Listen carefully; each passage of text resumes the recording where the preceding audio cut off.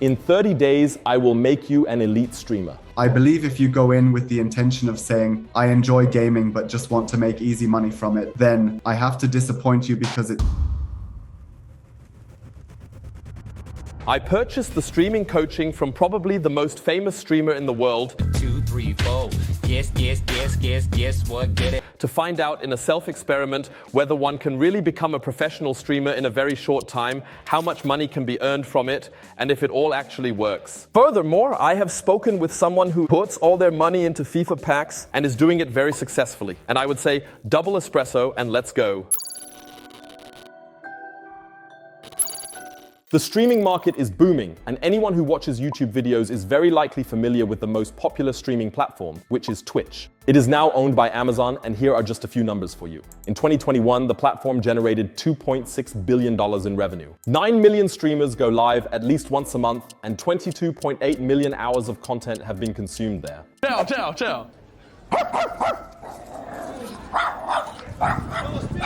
The currently most successful German streamer is Eli. 4 weeks ago, I was here at the Audi Dome in Munich. The event was completely sold out without paid advertising, only through streams and YouTube videos. He has 50,000 subs, which are monthly subscriptions for $3.99. Depending on the deal, it is divided in a certain ratio between the streamer and the platform. On average, over 38,000 people watch Eli when he is live. And that is really impressive. I have tuned in a few times myself. He is sometimes live at 2 or 3 in the morning and somehow has people watching. Because people watch for so long, many develop a parasocial behavior, as all these impressions significantly increase brand awareness and make the streamer very lucrative for advertising deals. You have a strong influence. You can occasionally place advertisements, especially passive ones, by simply wearing a shirt and so on. Eddie, for example, is now an Adidas ambassador, and this can certainly boost sales. You could also see the scale of this, for instance, this year with Montana Black at Gamescom, who still holds all streaming records despite the current downfall, and a lot of scandals, is Richard Tyler Blevins, aka Ninja. This guy has 18.4 million followers on Twitch, 23.8 million subscribers on YouTube, and he has managed to get Drake to join him playing Fortnite while over 600,000 people watched. He has now developed his own coaching program for streamers and says, "In 30 days, I will make you an elite streamer."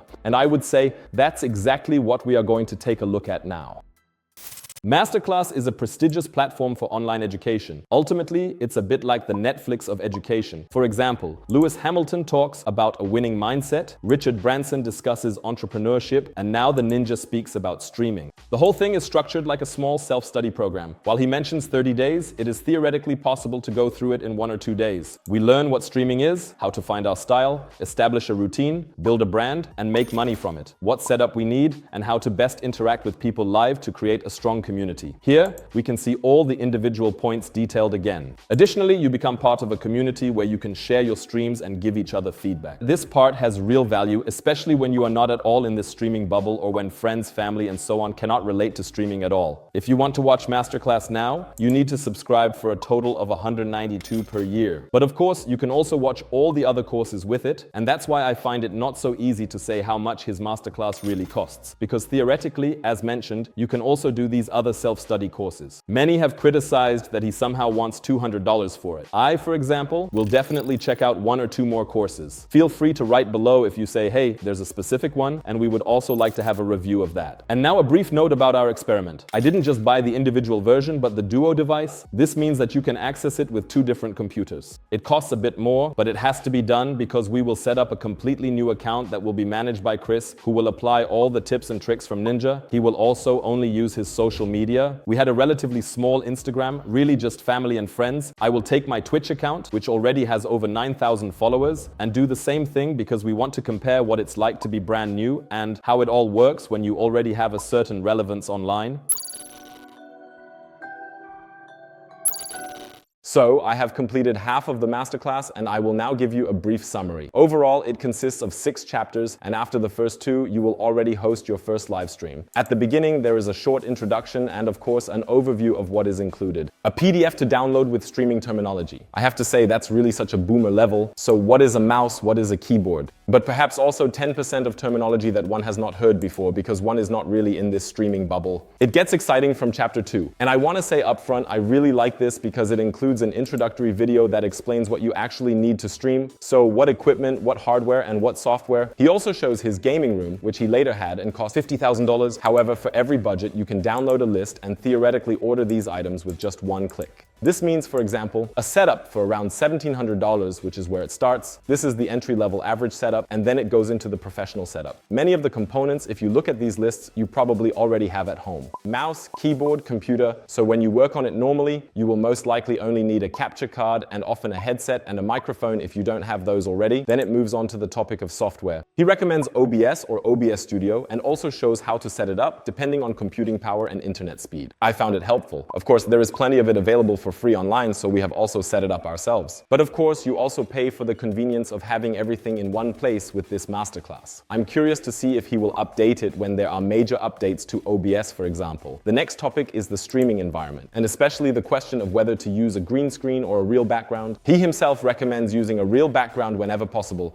as he says it is more exciting for viewers. For example, if someone walks by in the background or something happens, viewers might notice a decorative item and engage with it. A green screen, he says, is difficult to light and is, let's say, relatively stupid. You always have the same background. Nevertheless, one must also consider privacy here. If you are currently living with others, you might not be able to do it, or if you have background noise, you need to find a setup or a place in your apartment where it is relatively quiet. Next, we continue with the lighting setups, meaning how to adjust the lights so that you are illuminated in some way, not just by the monitors. And he also mentions these LED lights here, showing that his entire gaming room was ultimately filled with them, and says, hey, it's cool if you start small at first and maybe don't have everything yet and then keep upgrading, because as I learned in the PDF document terminology, the chat will definitely celebrate when you upgrade. The last video then focuses on the topic of content. He recommends starting with gaming, especially because if you only have 1 or 2 viewers, it is really difficult to have any conversation at all. You are essentially the sole entertainer. That's why he says that when you play a game, that is your focus and you are streaming on the side. Therefore, his recommendation is very important. Make everything public and also share it on social media. Additionally, there is a section where you can receive feedback from the community. I had hoped for a bit more there, as there are actually only 5 comments to read, and this thing has been on the market for a few months already. Well, we have definitely set up our setups now, and Chris will first use everything he already has. This is, let's say, an average setup costing a total of $28.65, and nothing has been added to it. This is what he works with, meaning no fancy lights, LEDs, and so on. And we have also upgraded a bit, and I want to show you that here because it was highly requested in the community tab. So I have 4 monitors, 2 Elgato lights, which are really practical and can be attached directly to the desk. A stream deck allows you to switch scenes, for example, from full screen to reaction setup with a small camera in the corner. You probably know it from your favorite streamers. I have a black extra loud because I live alone, a Razer gaming mouse, a biodynamic headphone, which I also use for my podcast, a Shure microphone with a preamp, a Rodecaster, and my PC is from Alienware, which you can get much cheaper, but I just wanted an all-in-one solution. We use the camera that we also use for YouTube, a Sony Alpha 7S. We also installed some Philips Hue LEDs simply because they are so easy to use. A total of 23 pieces. A few of them I already had, and we also rearranged the background to make it look a bit cooler. The total value of this setup is approximately $16,850 for the hardware and another $2,200 for the LEDs. Okay, I would say let's get started. We have set ourselves the goal of streaming for at least 1 hour every day, and I will come back with the first results.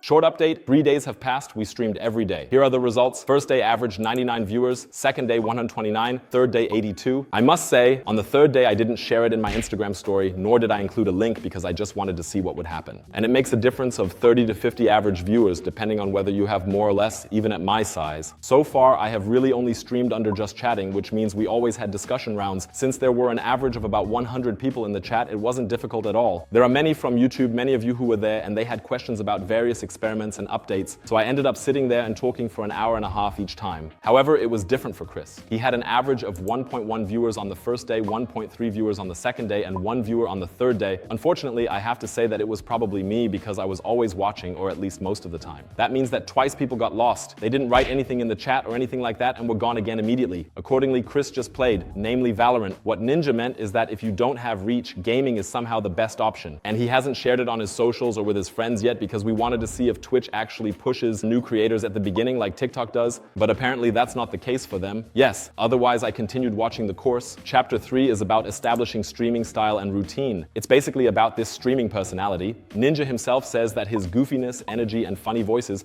especially contributed to him getting his first viewers back then. The whole thing is also graphically processed in the masterclass, and you can work through it quite well. Afterwards, there is again a section where you can share your own stream. This time, someone actually wrote feedback for me, saying that my setup looks relatively cool. From then on, in my opinion, the course really became pointless because now there is a video called Ninja Streaming Approach, and it is essentially a live demo. That means he sits there with his phone, goes live on Twitch, and within seconds, there are 2,000 people in the chat, and he answers questions and interacts with the chat. That doesn't really help if, for example, you have no people in your chat like Chris does right now. This means that all beginners can't make anything of it. And even for me, I have to be honest, the way he talked to his chat, of course, included a lot of insider references and so on, which felt a bit staged. For this masterclass, it didn't really benefit me much. Then there is a video that is 2 minutes and 30 seconds long where he plays a zombie game, and it's somehow called Gaming Tips. If you don't play zombie games, it probably doesn't help much. Chapter 4 is about how to really establish yourself as a streamer. So how do you get that breakthrough? And Ninja particularly mentions, alongside his energy, his goofiness, and his funny voices, especially the funny hats that he keeps putting on. So I ordered one of those for myself as well. I don't know, can you see that? The ear goes up like this. And he keeps mentioning, really in every video in this chapter, the blue hair. We have now ordered blue wax, so we will probably do the next streams with dyed hair. Then it also covers a bit about how to interact with the audience, how to moderate the chat, and how to ban people. But as mentioned, all of this is very, very difficult because you don't have any people in there yet. So now I will jump into Zoom with the lovely Stefan, better known as VL FIFA. I will ask him how long it takes to really establish oneself, if he has any beginner tips, and whether he thinks that this is really necessary. It is indeed important when you have such a unique selling proposition, whether this is something optical or whether it is something related to the character trait. You can definitely help yourself. You just might need to try it out. Okay, so you want me to try this out? How long have you been doing it exactly? And how was it for beginners? I'm particularly interested in how long it took for you to get your first viewers when you started streaming, because we've just gone through the first 3 days and have seen that with a new account, nothing is happening at all. It all started over 11 years ago with FIFA videos. Before that, I had already tried for about 2 or 3 years to edit football videos and create cool things from them. And at some point,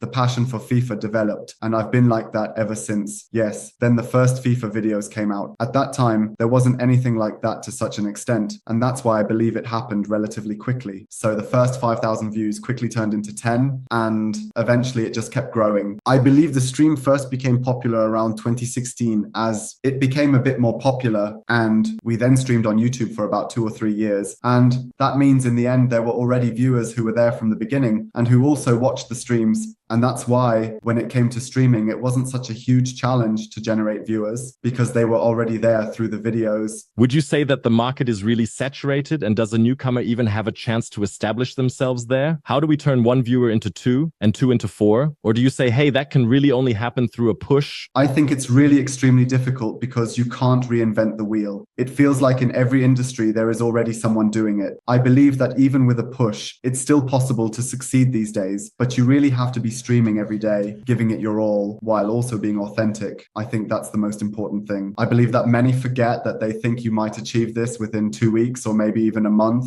But I believe that even half a year is a short amount of time. You really have to stick with it for a very, very long time. Last question about that. Well, I have seen your new video and you are very successful. You are a great creator. You have over 1 million subscribers on YouTube. Now, you still said in a video that you have started studying. I found that kind of cool because it is so opposite to what many others do. Yes, I have had in mind for a long time that YouTube and Twitch can be very fast-paced. I've been doing it for 11 years now, but I never know when it will be over. And I don't know if I'll still be sitting in front of the PC at 60. It would be quite funny, but at some point I started thinking about the future, whether you want to have some security or not. Make sure to always do something else on the side as well. School, training, or studies should definitely not be neglected. I believe that this is definitely a point to pay attention to, as it is not easy to become truly successful when starting with streaming. It's kind of a hobby passion, but one shouldn't really focus on the income from it. Yes, definitely. I believe if you go in with the intention of saying, I enjoy gaming, but just want to make easy money from it, then I have to disappoint you because it's not that easy. You really have to, as you said, after a month, the subs are gone and you have to keep pushing hard for months, for years. And of course, that also requires discipline, no question about it.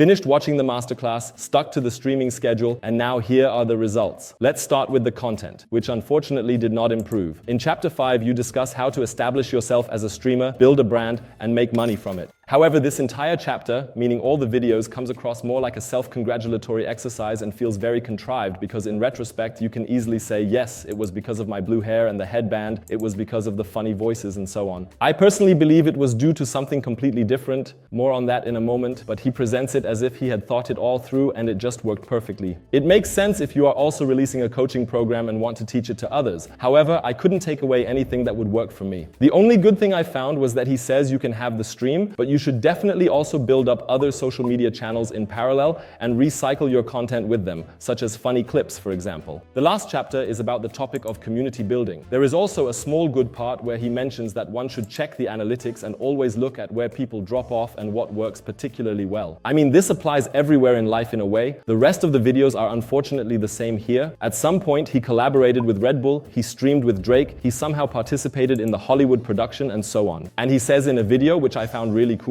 that we should enjoy the times when there are few or no viewers, because that is a blessing. Later on, it becomes a lot of chaos. We would love to have those problems. Summary of the masterclass. The introductory chapters are good for someone who has no idea about streaming and perhaps hasn't even watched any videos yet. For example, what equipment is needed, how to set everything up, and so on. Everything beyond that, such as establishing routines and personality, is always focused on him and unfortunately never presented in a way that is general enough to extract useful information or provide a step-by-step guide on how to figure it out for oneself. And we can also see this in the results from our new account where Chris streamed. On the 4th day, he shared it in his Insta story with family and friends, achieving an average of 1.2 viewers. Day 5, 1.9, and that was a guy he met while playing Valorant. That's probably the most organic thing that can happen. On days 6 and 7, we were so desperate that we just wanted to test what happens if we are displayed higher up on Twitch. And we bought bots for that, live bots, which actually cost almost nothing. It worked well. 9 people came in, but they all just flamed, and some of them have been banned for insults up to today. After a week, the account has 6 followers, 2 of whom are trolls and 4 are real. Chris knows all of them by name because they are from this family and friend circle or from Valorant. On average, there were 89 people with me during the week. However, I have to say that I messed up my statistics a bit. I wanted to do the illy once, and I was online somehow at 3 in the morning, so there were definitely fewer people there. Still, 464 new followers, 49 subs, and also earnings of just over $100. 1,000 personal explanations. Ninja was professional and entertaining, and that is actually a really rare combo. I think an IShowSpeed is not a particularly good player, but he is a great entertainer and a K-Droll. He plays League of Legends at a very high level, so he explains well and plays well, but he is not an entertainer. One watches IShowSpeed for entertainment purposes, K-Droll to learn, and a Ninja could be watched for both through this combo. Additionally, he had great timing. There were very few creators at the time, and he was one of the first streamers. He was also one of the first to play Fortnite professionally. All those things like funny hats, the blue hair color, and whatever else he calls them are good. I have my own branding agency, but these are all characteristics that one uses to strengthen a brand. This is not something that really brings in the first viewers because no one goes on Twitch, scrolls all the way down and says, I'm looking for the person who does funny voices and has blue hair. Yes, that's it for this video. I hope, as always, you enjoyed it. Feel free to leave a like and subscribe to this channel.